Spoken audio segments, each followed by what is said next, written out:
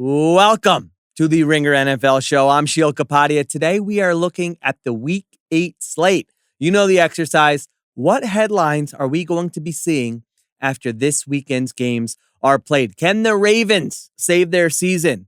Or will the Bears win their 5th straight? Can Drake Maye and the Patriots stay hot? Can the banged-up 49ers find a way against the Houston Texans? How will the Cowboys offense perform against that stingy Denver Broncos defense? The Ringer's Danny Kelly will join me, and we'll make some predictions on what we think is going to happen in Week 8. We'll take a break and come right back with the headlines. This is the Ringer NFL show presented by FanDuel. And if you're betting on the NFL, FanDuel's the place to do it. They've got everything. Same game parlays, quick bets for when you want to jump in live, and your way so you can set your own lines. The app's fast, it's easy to use, and best of all, when you win, you get paid out instantly. Download the FanDuel app or go to FanDuel.com/RingerNFL to get started. The Ringer is committed to responsible gaming. Please visit rg-help.com to learn more about the resources and helplines available, and listen to the end of the episode for additional details. Must be 21 plus and present in select states and 18 plus in D.C., Kentucky, and Wyoming. Gambling problem? Call 1-800-GAMBLER or visit rg-help.com. Call 1-888-789-7777 or visit ccpg.org/chat in Connecticut.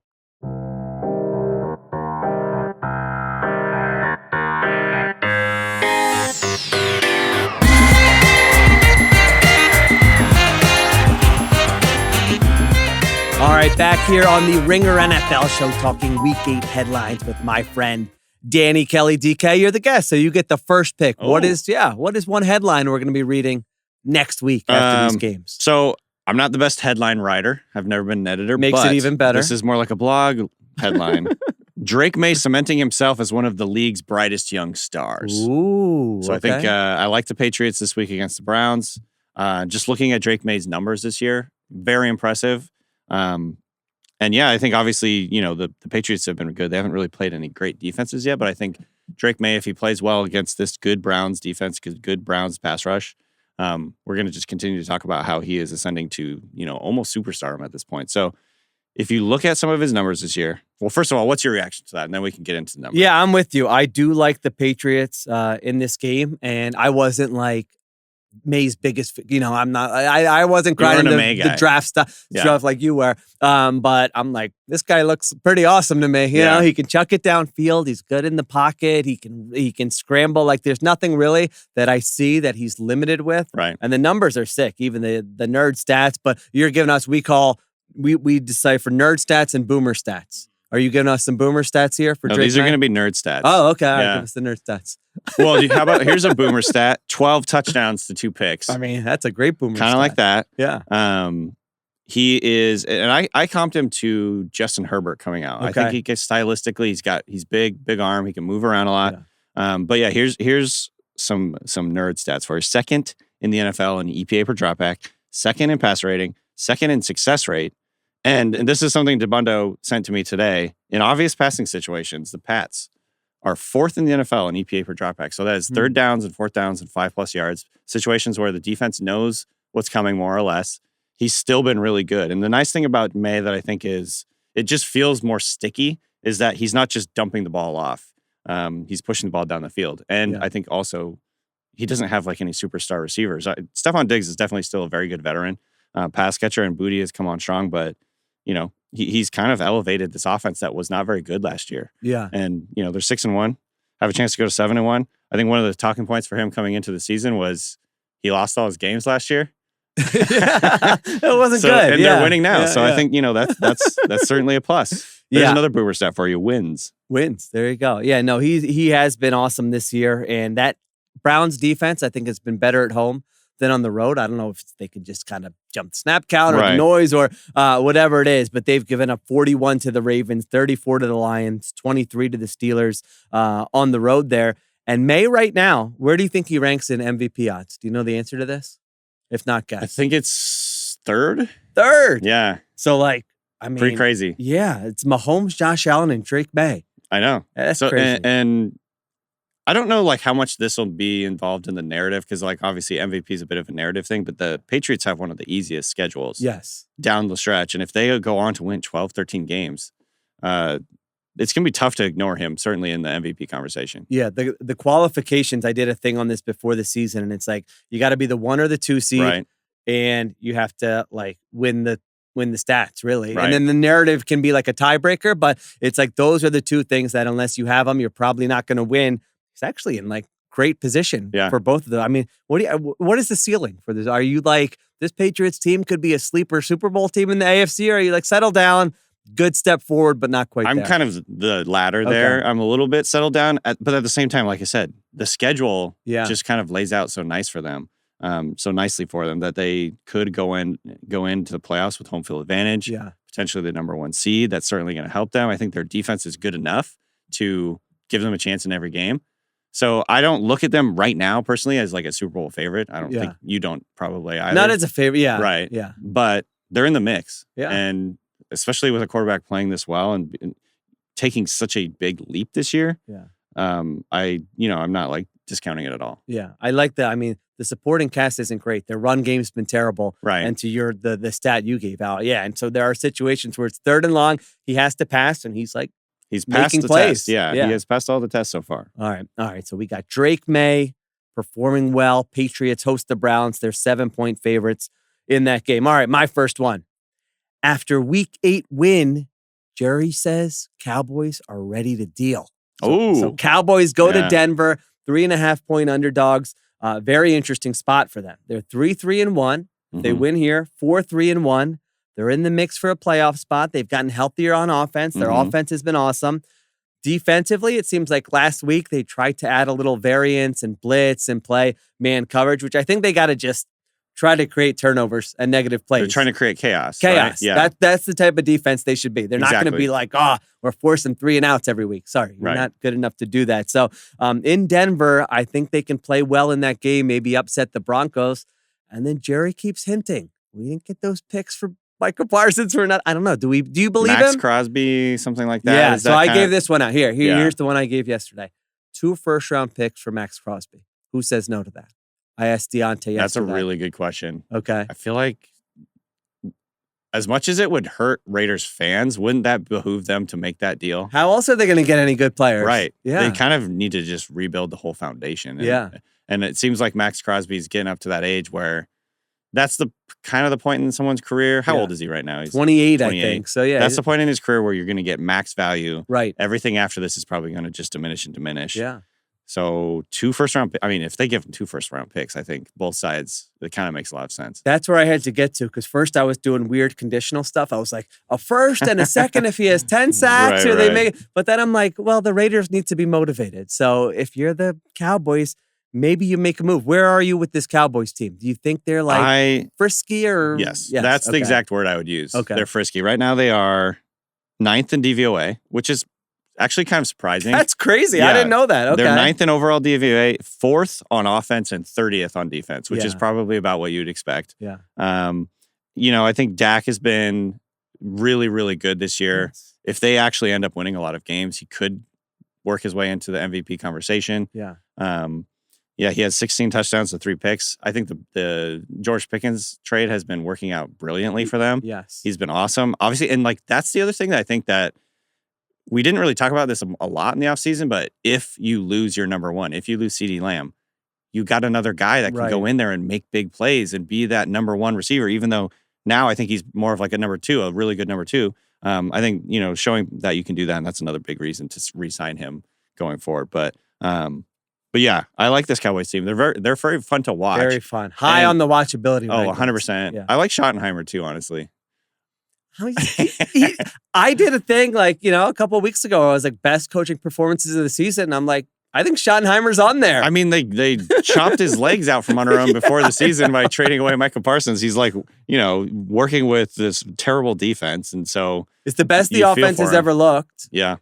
So it's like, he has to get some credit, I think. They've had injuries. Absolutely. It's not like, they lost CeeDee Lamb, they lost offensive linemen, and they still are just playing really well. I know Dak deserves credit. He's playing awesome, but still, they've had Dak for a long time. He's had mostly good seasons, but I don't think he's ever been like, this might be the best he's ever looked, right? Yeah, I agree. So, all right. So I got the Cowboy. Where are you with the Broncos? Because I feel like I've been a bit of a Broncos hater. I am too. Okay, you are. I'm a little bit. So I come from the fantasy side of things. Yeah. I'm a Sean Payton hater because he just loves to platoon at every position. It's so impossible to predict who's going to do what in fantasy, and so it's like very annoying to me. But I would say, generally speaking, I'm kind of a Broncos hater. Before they made that comeback last week, I was like, this team feels like a fraud. It doesn't feel like. But then, of course, they made this incredible, historic comeback. And so they obviously have, that friskiness in them, that fight in them. And I think that's obviously a good sign. And their defense is very good. I think Nick's has been pretty underwhelming for what we were, I think, expecting this year because he had such a good rookie season. This last game maybe will be the turning of the tide for him because before that fourth quarter, if you go back all the way to the beginning of the year, like he was not like the numbers, the analytical numbers were not good for him. And he was just missing throw. You watch their games every week. I was like, man, he's missing a lot of throws. Legitimately joking earlier in that Giants game before they made the comeback that like if you made a super cut, like a collage of the Broncos season, it's just receivers diving full on and like the ball is 5 feet in front of him. Because it just seems like every week he misses a guy that's wide open down the field and they have to like dive for it and they miss it. So maybe this will be the turning point. He got his confidence back or whatever, because that obviously that fourth quarter in that last game was amazing. Yeah. But I'm I'm with you on this one. I kind of like the Cowboys. I think they're frisky. We'll see if the Broncos can harness what they did in the fourth quarter there and like start to go better. No, it's just like every week. It's like there's going to be a week where you're not able to do. Yeah. There are 3 quarters where it feels so hard for them. And then all of a sudden they go off. So we'll see what it looks like. But I do like Dak against that kind of defense where they're blitzing and trying to create chaos like he is so good before the snap there. All right, let's take a break. We come back. We'll get to some more headlines from week 8. All right, we're back on the Ringer NFL show. DK, what do you got? What's next? All right. The 49ers keep it rolling with the skeleton crew roster. Okay. So they're playing the Texans in Houston this week. Or sorry, are they in Houston? Yeah, that's right. Yeah. The Texans are favored, which I think is kind of an interesting, and this is just an interesting matchup because both teams, I think, are scrappy. I would say Houston's defense is one of the best defenses in the NFL, but their offense looks just out of sorts at all times. Yeah. No identity. CJ Stroud has not been particularly sharp for the most part this year. Now they're going to be missing Nico Collins, most likely.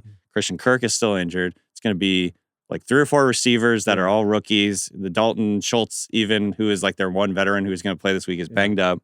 So I kind of like the Lions in this one just because, and I feel like the 49ers are they have a little bit of the vibes of the Detroit Lions from last year where they keep losing a major person every week and they still continue to win somehow. So I kind of like the 49ers in this one. What's your reaction to that? So I said earlier this week we were doing like teams we don't really like to watch anymore. And the Texans are, can you describe to that? You saw me during that Texans Seahawks game. You're just up walking around, like pacing. You're just like, it's like I'm frustrating to watch. Yeah, I couldn't watch it. Yeah. I think DK thought something was wrong with me. He's like, what's wrong with this guy? Why is he walking up and down the stairs? I was just like, I cannot watch this team anymore. Yeah. But I also had the 49ers on there. And since then, I wonder if that was a bad take because I made the case that just like it's sad, they've lost all these players and Shanahan's like so wound up. Mm-hmm. But then reading the coverage this week, there's a lot about how like Shanahan's kind of been energized by this group. It's like he needed a little challenge. He's like proving like, all right, and all these young players on defense who have come in and he's showing them like videos and stuff. And the players are like, he's a genius. And so I'm walking that back a little bit. Okay. That I think maybe they are a little bit more watchable and maybe they got a little bit more life than I thought. But yeah, I mean, I can't take the Texans to win a game right now against a competitive team. I mean, they have just been so hard to watch. It's a miracle when they complete a pass. So yeah, I think that is a good one. And maybe I had the wrong read on the Niners. Yeah, it's funny because I don't know if the Niners are really good. Yes. But they're fighting. And it's a great coaching job. Yeah, great coaching job. I mean, if you look at what Shanahan has been able to do with Mac Jones, who, came in to try and rehabilitate his career, I think he's done a great job of that. Mac Jones is probably going to end up being a real full-time starter at some point again because of what they're doing. 4-1 with Mac Jones. Yeah. I mean, Brock Purdy's been out. Pearsall's been out. Juwan Jennings, who is like their clutch guy on third downs. Yeah. He's been really banged up. He's going to play probably, but he's really banged up. They brought in random guys like Kendrick Bourne, Demarcus Robinson off the street. And Mac Jones leads the NFL in passing yards per game. Not that that's like the end all be all stat, but they don't have a run stat. They don't have a run game, and he's just like slinging it. So I think they're fun. They're a fun team to watch, considering what they're dealing, like what types of injuries they're dealing with. So, and then on the other side, the Texans' offense is just unwatchable. So give me the fantasy take on McCaffrey, because I think he has 31 more touches than any other player in the NFL. Yeah, and I'm like, this is crazy. This can't. Like, yeah. Is it if you have McCaffrey, are you like, all right, sell high, ride it, or are you thinking about, man, the end is coming? I mean, yeah, I think there's an argument to be made that you should probably sell high, just based on the inevitability of injury coming, if that's a thing. I don't know, because we've talked about this. We joked about this in the offseason. Yeah. Grading coaches for how much they can't help themselves. Yeah. And it's in fantasy, obviously, it's sometimes a good thing if they can't help themselves. They don't, like, this is a McVay thing. He doesn't trust anyone except for Kyren Williams. So Kyren Williams gets all the volume. Volume's great in fantasy. I feel like there's an element with that with Kyle Shanahan. He's just going to keep sending McCaffrey out there till the wheels fall off. I don't know when that's going to happen, but you're right. McCaffrey has been, in PPR, he is the highest scoring running back. He's basically, if you look at what he's done as a receiver, he's a top 12 receiver. I can't remember what exactly the number he leads the NFL in yards from scrimmage right now. It's crazy. He's got like 900, right? Yeah. It's like having two positions in one roster spot. He's a really high-end receiver and a really high-end running back. Yeah. And put it together, it's like double or nothing. So, he's been amazing in fantasy. He's like one of the fantasy MVPs for this season. I made the case on the Ringers Philly special that every real life relationship has a coach and a GM. Mm-hmm. And because you reminded me of Shanahan, like Shanahan's like, what do I need to do to win this game right now? Yeah. And then the GM's like, got to have like the long view. And I feel like can we play Brian Robinson a little bit? Yeah. And I like that's why we traded for him, pal. In my marriage, it's like I'm the coach. I'm like, oh, wait, do I have to pick up a child today? Let me look at the schedule. But then my wife is like, all right, should we go on this trip on like May 30th? May 30th? I'm not there yet. So I feel like in every sort of relationship, right? Isn't that how it goes? The long view and the short view? Yeah. You're one foot in front of the other. That's right. I'm just trying to win these games. I'm trying to win the day.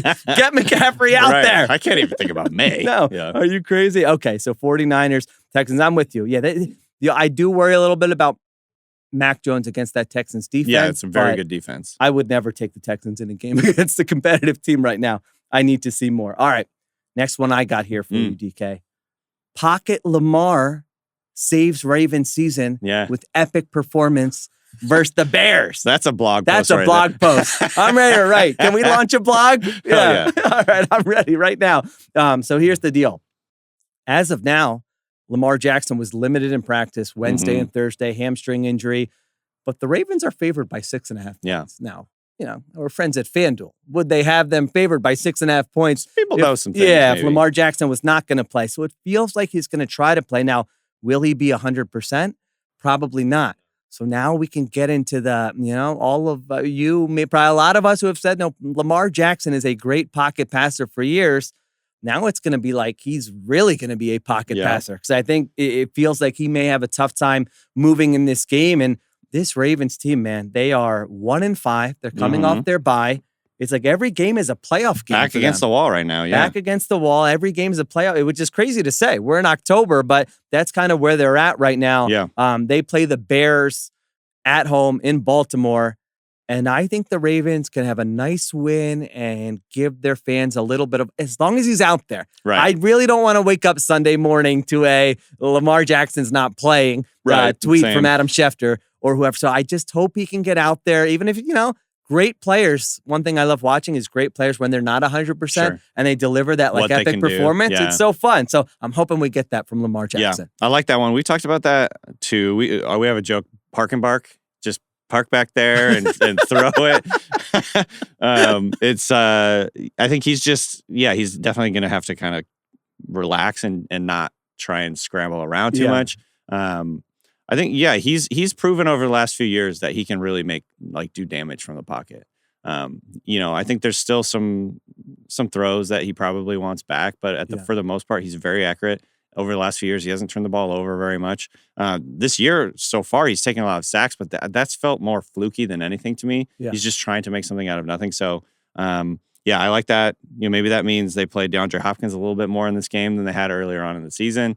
But yeah, I think I'm fairly confident the Ravens are going to get their act together, get things going. I think their defense is going to be a lot better because they're starting to get some guys back. Yes. And so, yeah, I'm with you on this one actually too. We on our show we bet the Ravens, I believe. Okay. Yeah. So my Ringer 107's coming up later. Who knows? I'm Don't chasing quote me these on guys. Because we might we might have changed it. Yeah, we were thinking about it, but yeah, I like this one too. So right now the Steelers are plus 130 to win the division, and the Ravens are just plus 150. Yeah, that's crazy. 1-5. 1-5 when they're plus 150 to win the division. They have an easy schedule, I think. They do down the stretch. They do. I think it's one of the 5 easiest schedules in the NFL, and a really tough schedule to start the year. Yeah, I want to say. So yeah, I think that's just been, and the injuries have just been horrific for them. So the turnover thing's a good point because that Bears defense, DeBundo's getting a lot of shout outs on this pod, the Ringers DeBundo. He just walks around the office just spitting stats to anyone who will listen. So that's he's like the water cooler talk guy. He's just like trying to get some buzz going. I told him, I'm like, man, you're built for this office life. I'm like exhausted. That DeBundo, he really has some stats. So he had this one that the Bears defense has produced a turnover on 24% of opponents' drives this year. And then that doesn't feel I had to one up sustainable. Right? I'm like, DeBundo, I'm a stat, you can't give me. So I'm like, you umped him. You know what else, DeBundo? If you look at the last 25 years, no defense has had a rate that high. So how you like that? Yeah. DeBundo. Don't come at me. So there you go. So yes, they are feasting on, the point is they're feasting on turnovers. Mm-hmm. They have not been like a sound defense that's really, sustainable. So just high variance. Yeah. So I feel like if the Ravens are, if he's healthy, you don't turn the ball over, you really have a chance to win. So 24% of opposing offensive possessions have resulted in a turnover this year. Do you know what is the highest of all time? Do you know? I mean, it can't be even close to 24. No, it's not that high. I don't know. Move on. Yeah, I don't know. And in the last 4 games, I'll ask you that before the show so you can look it up. Sorry. During this 4-game winning streak, it's been 36%, which is crazy. Yeah. Yeah. So that's not sustainable. So I think the Ravens have a chance here. Let's finish with this one real quick. Sure. I just wrote down quickly Sunday night because that's a fun game. Love outduels Rodgers in Sunday Night Thriller. I think these are two offenses that are pretty good. Yeah. The Steelers offense is definitely better than I thought it was going to be. The Steelers defense has not been good. No. I feel like we're getting a very entertaining game Sunday night. Yeah, I think this one's going to go down to the wire. Okay. We may even get another Hail Mary from Rodgers, 70-yard toss. I don't know. We'll see. I think if you just kind of take the pulse of the Packers fans on Twitter and I like to follow teams like Twitter and see what they're belly aching and moaning about or whatever. I think the gist I get from Packers fans is they're just mad they can't put games away this year. They keep letting teams hang around. Play with their food. Yeah, exactly. I think they're a really good team. I think on paper they're a better team than the Steelers.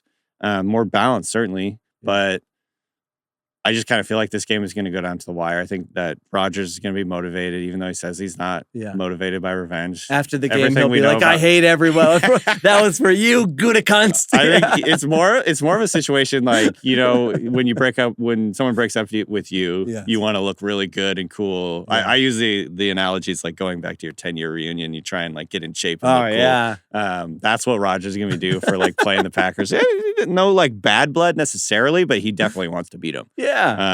That's the type of guy I think he is, where he's of course motivates by revenge, or whatever. But yeah, I could see the Steelers covering in this game, but I would not be surprised if the Packers end up pulling it out. Okay, hopefully we get a good one Sunday night. Thank you to Danny Kelly, the Ringer Fantasy Show. You know where to find him. I will be right back with the hurry up. All right, today's Ringer 107 is brought to you by FanDuel. We bounced back last week. Finally, a winning record, 3-2. Looking to keep it going here in week 8 with my 5 picks. All right, pick number 1. I got the Patriots -7 at home against Cleveland. We talked a little bit about this game earlier. Just think the Patriots can produce some explosive plays. Browns defense, as I mentioned, hasn't been quite the same on the road. I think Drake Maye and the Patriots take care of business. All right, second pick here. Give me the Cowboys +3.5 at Denver. made the case earlier this week that there's really not a lot separating this Cowboys team from that Colts team. In the AFC, the Cowboys have an elite offense. They just need to create some turnovers on defense to be competitive and win some of these games. And the Broncos, they've been playing very close games. So I think the Cowboys can pull off the upset, but I really like them to keep it close. So Cowboys plus 3.5. All right. Pick number 3, the Packers -3. Aaron Rodgers against his former team. I don't like going against Mike Tomlin usually when he's a home underdog, but I just think the Packers are the better team. And I think one of these weeks it's going to look like that. They're not just going to let the opponent stay in these games. I think they can go up and down the field against this Pittsburgh defense. It's not a big line, so I've got the Packers -3. All right, 4th pick, the New Orleans Saints plus 4.5 at home against Tampa. Divisional game, home underdog. Bucks are dealing with a lot of injuries. The Saints have burned me before, let's be honest, but I think they can move the ball. Always the fear that they might turn it over. That's been the case in some of these games. That was the case last week against the Bears, but I'm going to say this is different, that they keep it close. So Saints plus 4.5 at home against Tampa. And then finally, I'm going Ravens -6.5 at home against the Chicago Bears. Could this bite me if Lamar Jackson doesn't play? Of course it could. But the line's telling me he's playing. They're a desperate team. I don't think this Bears team is good enough to win 5 in a row. Maybe I'll be wrong, but that's where I'm at.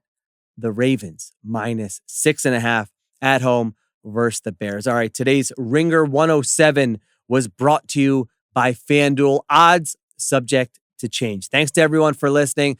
Great week here in LA doing the live shows with my friends from The Ringer. Thanks to Christopher Sutton for producing. Thanks to Donald for his help with all the video production. Kiera Givens on social. Additional production supervision by Conor Nevins and Arjuna Ramgopowell. I'll be back Monday morning breaking down all of the Week 8 storylines. Have a great weekend. Talk to you next time on The Ringer NFL Show.